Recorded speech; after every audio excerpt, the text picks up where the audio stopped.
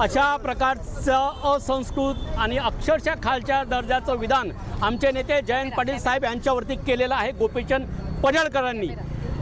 गोपीचंद पडळकरांची जो जीभ छाटून आणेल त्याला राष्ट्रवादी काँग्रेसच्या माध्यमातून अविनाश देशमुखच्या माध्यमातून 5 लाख रुपयाचं इनाम इथं आम्ही जाहीर करतोय। जो कोणी पडळकरची जीभ छाटून आणेल त्याला 5 लाख रुपयाचं बक्षीस अविनाश देशमुख आणि राष्ट्रवादी काँग्रेसच्या माध्यमातून दिलेलं आहे। आता आम्ही गप्प बसताना जशाला तसं उत्तर देण्याची प्रक्रिया आता चालू झालेली आहे।